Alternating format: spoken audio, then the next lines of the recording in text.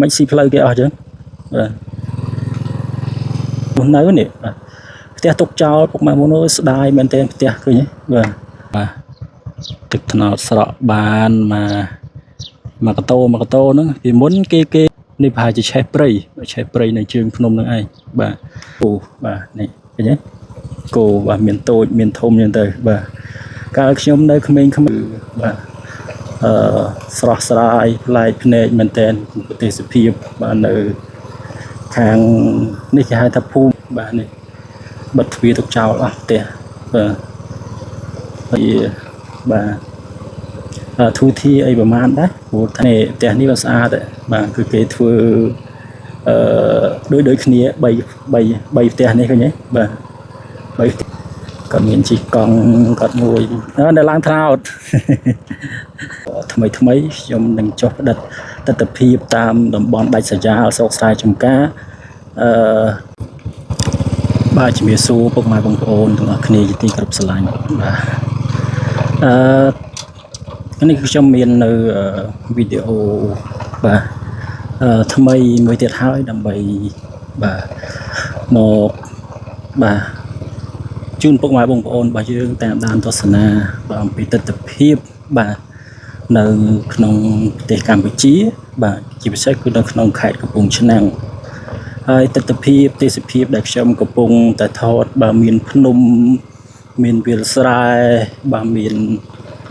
ព្រៃតូចធំអីនេះគឺស្ថិតនៅក្នុងបាទឃុំពងរបាទឃុំពងរស្រុករលាភីនៃខេត្តកំពង់ឆ្នាំងបាទហើយភ្នំនេះដែលខ្ញុំកំពុងតែថតចំនេះគឺគេហៅថាភ្នំតាបាំងបាទភ្នំតាបាំងនេះគឺមានប្រវត្តិរឿងរ៉ាវអាចកំបាំងជាច្រើនដែលខ្ញុំធ្លាប់បានសាកសួរបាទអ្នកភូមិបាទក៏ប៉ុន្តែខ្ញុំមិនចាំអស់ទេបាទគ្រាន់តែ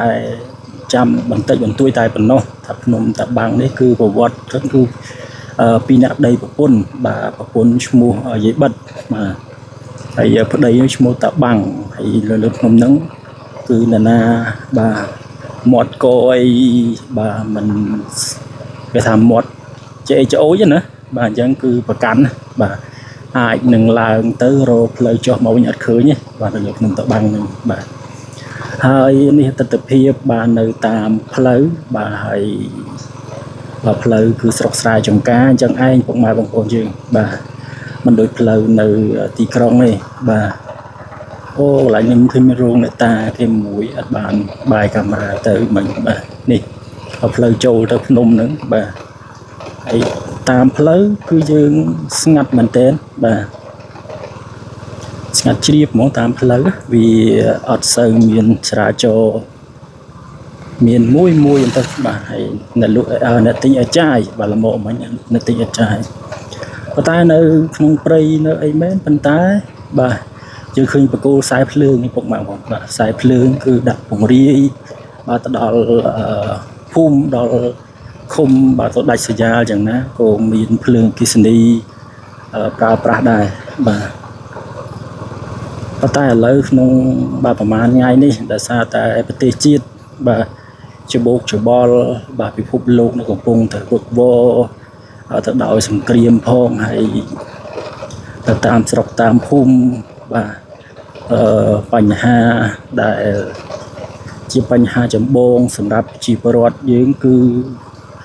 ប្រេងសាំងឡើងថ្លៃបាទប្រេងសាំងឡើងថ្លៃបាទទៅតាមផ្លូវបាទព្រៃខ្ញុំអត់ចង់ទេពុកម៉ែអត់ចង់និយាយទៅតែមកឃើញដូចទើសភ្នែកមែនតែនបាទ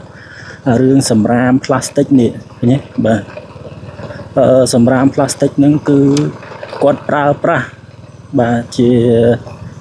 លក្ខណៈគ្រួសាររបស់គាត់ទេប៉ុន្តែគាត់យកមកចោលនៅតាមផ្លូវតាមអីចឹងវាប៉ះពាល់ខ្លាំងមែនទែនបាទប៉ះពាល់បាទបរិស្ថានណាបាទហើយយើងមើលទៅលើភ្នំមកពុកម៉ែបងប្អូនយើងបាទភ្នំស្អាតមែនទែនប៉ុន្តែខែនេះគឺថាប្រែពណ៌ហើយបាទអត់មានខៀវសង្ងាត់អត់មានខៀវខ្ចីអីទៀតទេបាទសំបីតែគោបាទក៏ អត់មានអីស៊ីដែរបាទស្មៅវាស្រែគេថាភ្លើងឆេះខ្ទេចខ្ទីអស់បាទភ្លើងឆេះខ្ទេចខ្ទីអស់បាទហើយមើលគោបាទដើរស៊ីដើរបោចពីច្រាំងបាទនេះឃើញទេឃើញអាណិតមែនតែនបាទគឺគ្នាធ្វើម៉េចបើបាទខែនេះវាអញ្ចឹងពុកម៉ែបងប្អូនយើងបាទខែស្ងួតអញ្ចឹងគឺគោនេះពិបាកមែនតែនប៉ុន្តែដោយសារតែនៅយើងនេះប្រហែលថ្ងៃនេះគឺមានភ្លៀងបាទមានភ្លៀងអញ្ចឹងស្មៅរបស់ខ្ចីគឺដុះមកវិញបាទហើយនេះលបងនេះគឺលបងដីពលានយន្តហោះខេត្តកំពង់ឆ្នាំងបាទនេះគឺគេពាត់លបងអញ្ចឹងហើយបាទនេះបាទពាត់លបងអញ្ចឹងមកបាទយើងមើលវាស្រែពុកម៉ែបងប្អូនបាទគឺអត់មានស្មៅអីខៀវទេបាទសូម្បីតែកច្រាំងក៏អត់ក៏លែងមានកច្រាំងទៅទៀតបាទឆេះអស់នោះមើលទៅខាងនោះហុយបាទហុយនោះគឺភ្លើងឆេះព្រៃនៅតាមជើងភ្នំបាទម្ដុំតានេះគឺភ្នំច្រើនបាទភ្នំច្រើនដែរប៉ុន្តែខ្ញុំបាទអត់ស្គាល់អស់ថាឈ្មោះភ្នំអីទេបាទបាទឥឡូវចូលដល់ភូមិគេហើយបាទមកខាងនេះគឺភូមិម្ដុំនេះដូចជាភូមិវាគោដើរស៊ីអីតាមផ្លូវហ្នឹងគោនេះស៊ីផ្លូវគេនេះនេះហើយមិនស៊ីផ្លូវគេអស់ចឹងបាទតែនេះផ្លូវគេបបែកបាទនេះផ្លូវបបែកគេបាទហើយមានផ្ទះអ្នកភូមិមានអីឥឡូវគឺយើងមកដល់បាទក្នុងភូមិគេហើយចូលដល់ភូមិគេចាប់ដើមមានផ្ទះមួយហើយបាទនេះគឺគេហៅថាភូមិទឹកល្អក់បាទនេះបាទនៅនេះសម្បូរដើមត្នោតមែនតើហើយនេះផ្ទះគេនេះដូចជាអត់មានមនុស្សនៅនេះបាទផ្ទះទុកចោលពុកម៉ែបងប្អូនស្ដាយមែនតើផ្ទះឃើញទេបាទអត់មានមនុស្សនៅស្ដាយហើយនេះគោបាទនេះគោបាទដើរស៊ីស្មៅបាទពេញវាលពេញកាលហើយគោបាទនេះខ្ញុំប្រអន់ម៉ូតូស៊ូមឲ្យពុកម៉ែបងប្អូនយើងមើលបន្តិចទៅបាទគោគ្នាអត់មានអីស៊ីទេពុកម៉ែបងប្អូនបាទនេះបាទគេដើរស៊ីកច្រាំងស៊ីអីចឹងហើយអានេះថ្នោតគេឡើងនេះថ្នោតនេះឃើញទេបាទនោះទឹកថ្នោតបាទស្រក់ស៊ូមឲ្យមើលចិត្តទីនេះបាទទឹកថ្នោតស្រក់បានមកកតោហ្នឹងពីមុនគេប្រើអំពង់បាទតែឥឡូវគេអត់ប្រើអំពង់ទេឥឡូវគេប្រើយើងកដងទឹកសុទ្ធបាទប្រើកដងទឹកសុទ្ធហ្នឹងដើម្បីជំនួសអំពង់បាទជំនួសអំពង់ហើយតំបន់ខ្លះទៀតគឺគេប្រើនេះបាទប្រើយើងទៅយោមូលណាបាទហើយខាងនោះនៅភ្លើងបាទឆេះនៅជើងភ្នំបាទនេះផ្សែងហុយទលូមបាទនេះប្រហែលជាឆេះព្រៃនៅជើងភ្នំនឹងឯងបាទឥឡូវខ្ញុំបន្តទៅមុខទៀតបាទដើម្បីផ្ដល់ទស្សនភាពចែកជូនពុកម៉ែបងប្អូនយុទស្សនាបាទនៅទស្សនភាពតាមផ្លូវតាមស្រុកភូមិបាទស្រុកស្រែចម្ការស្រុកជនបទបាទគឺបាទរៀងពិបាកបាទមិនស្រួលដូចអ្នកក្រុងទេមើលជាពិសេសគឺរដូវនេះបាទបើនឹកឃើញកាលនៅក្មេងបាទគឺខ្ញុំបាទជាអ្នកជាកូនកសិករដែរបាទហើយខ្វៀលគោពុកម៉ែបងប្អូនបាទខែនេះគឺដើរខ្វៀលគោបាទនេះឃើញទេគោបាទមានតូចមានធំចឹងទៅបាទកាលខ្ញុំនៅក្មេងៗគឺខ្ញុំដើរខ្វៀលគោបាទមានជាពីមម្នាក់មួយទៅដើរបាញ់សัตว์ផងអីផងខ្វៀលគោហើយជាពិសេសហ្នឹងខែនេះគឺស្វាយចន្ទីផ្លែបាទយើងគឺទៅខ្វៀលគោបដាដើររើសស្វាយចន្ទីតាមព្រៃដែលគេទុកចោលណាបាទដែលគោវាស៊ីទៅវាជ្រុះវាអីហ្នឹងយើងរើសទៅគ្រាន់បានបាទលុយខ្លះទិញតកកឈូសកាលនៅក្មេងទិញតកកឈូសទិញការ៉េមទិញអីហ្នឹងបាទស្អាតទេសភាពបាទស្រុកខ្មែរយើងបាទសម្បូរដើមត្នោតបាទនៅតាមជើងភ្នំបាទមើលទៅគឺបាទស្រស់ស្រាយប្លែកភ្នែកមែនទែនទេសភាពបាទនៅខាងនេះគេហៅថាភូមិ ទឹកល្អបាទនេះផ្ទះគេមួយទៀតបាទគឺអត់សូវមានផ្ទះដែរទេបាទគឺផ្ទះតិចតិចបាទផ្ទះតិចតិចមែនតើបាទតែបាទទោះយ៉ាងណាក៏យើងស្រួលរស់នៅអត់ដូចនៅទីក្រុងទេណាបាទបើនៅទីក្រុងវិញគឺយើងពិបាករស់នៅដោយសារជំអៀតតែតាមពិតមិនថាក្រុងមិនថាស្រែទេការរស់នៅរបស់បងប្អូនជាពលរដ្ឋយើងគឺមួយបែបម្នាក់ទេអ្នកខ្លះក៏រស់នៅបែបរបស់គាត់អញ្ចឹងទៅហើយអ្នកខ្លះទៀតក៏រស់នៅអ្នកក្រុងគេរស់នៅបែបអ្នកក្រុងអញ្ចឹងទៅហើយអ្នកស្រែគឺគេរស់នៅបែបអ្នកស្រែអញ្ចឹងណាបាទនេះផ្ទះអូបិទទ្វារទុកចោលអស់ហើយពុកម៉ែបងប្អូនអត់មានអ្នកនៅទេបាទនេះបិទទ្វារទុកចោលអស់ផ្ទះបាទភាសាយើងពិបាករឿងសេដ្ឋកិច្ចស្រុកខ្មែរយើងមិនថាស្រុកខ្មែរយើងគឺថាសកលលោកសេដ្ឋកិច្ចបាទគឺពិបាកក្នុងការប្រកបរបរអាជីវកម្មពិបាកមែនទែនបាទហើយនេះផ្ទះអ្នកភូមិបាទមកចូលមកដល់ក្នុងនេះផ្ទះអ្នកភូមិគេនៅជាប់គ្នាទេតាបាទ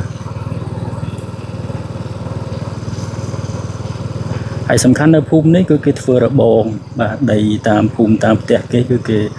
ធ្វើរបងចិត្តឈឹងអញ្ចឹងណាបាទគឺគេអត់ចំហចោលទេព្រោះតែចំហចោលគឺយើងខែនេះគូបាទគូកបីហ្នឹងគឺវាចូលលុកលុយហ៎បាទចូលលុកលុយចូលរាធបាតហ៎ផ្ទះនេះសង្កសីទូចបាទតាមពិតបើមើលទៅជីវភាពបាទអ្នកភូមិនេះក៏មិនសូវជាបាទធូធាអីប្រហែលដែរព្រោះថាសង្កេតមើលទៅតាមផ្ទះហ្នឹងដូចជាយើងទូចបាទ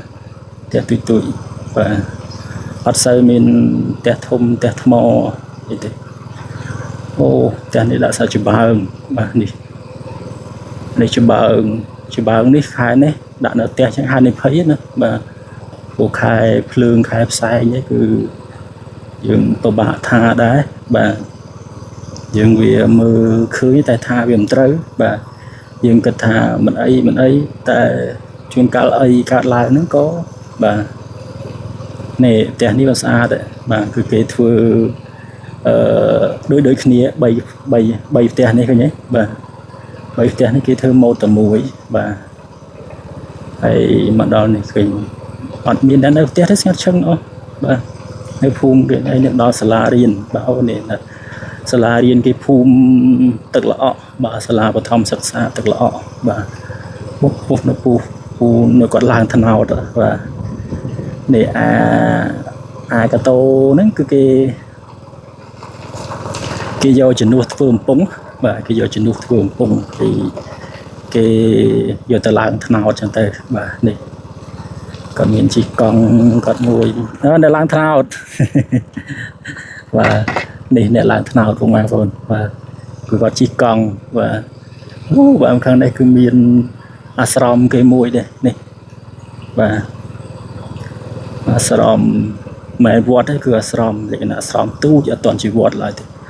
បាទដើមនេះដើមអីធំមែនតើបាទ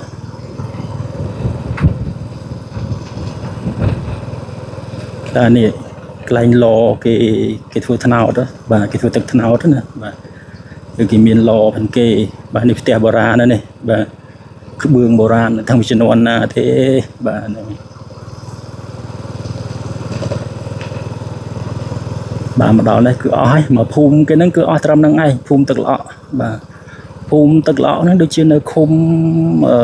ក្រាំងលាវទេបាទនៅឃុំប្រាំងលាវមិនមែននៅភូមិបង្រោទេពុកម៉ែបងប្អូនខ្ញុំច្រឡំពីដំបូងមកណាបាទព្រោះអស់ត្រឹមហ្នឹងឯងបាទអញ្ចឹងដាច់ភូមិទឹកល្អក់ត្រឹមហ្នឹងទៅខាងមុខទៀតក៏អត់ដឹងថាភូមិអីដែរតើចាំមើលតទៅដល់សិនបាទទៅដល់ឃើញស្លាកភូមិបនគេបាទយើងដឹងថាភូមិអីអញ្ចឹងណាបាទហើយពុកម៉ែបងប្អូនដែលកំពុងទស្សនាវីដេអូនេះកុំភ្លេចជួយចុច Subscribe បាទ Channel YouTube បាទរបស់ខ្ញុំម្នាក់មួយផងដើម្បីទទួលបាននៅវីដេអូថ្មីខ្ញុំនឹងចុះផ្តិតទស្សនភាពតាមតំបន់ដាច់ស្រយាលស្រុកស្រែចម្ការនឹងចង់ដឹងពីជីវភាពរស់នៅរបស់ប្រជាពលរដ្ឋបាទតាមតំបន់ដាច់ស្រយាលព្រៃភ្នំស្រែចម្ការហ្នឹង ខ្ញុំព្យាយាមចុះទៅដុតចែកជូនពុកម៉ែបងប្អូនទាំងអស់គ្នាឲ្យតែពុកម៉ែបងប្អូនគ្រប់គ្រងខ្ញុំនឹងបន្តផលិតវីដេអូបែបនេះឲ្យចែកជូនពុកម៉ែបងប្អូនបាទអញ្ចឹងសម្រាប់វីដេអូនេះគឺមានតែប៉ុណ្ណឹងបាទសូមអរគុណនិងសូមគោរពលា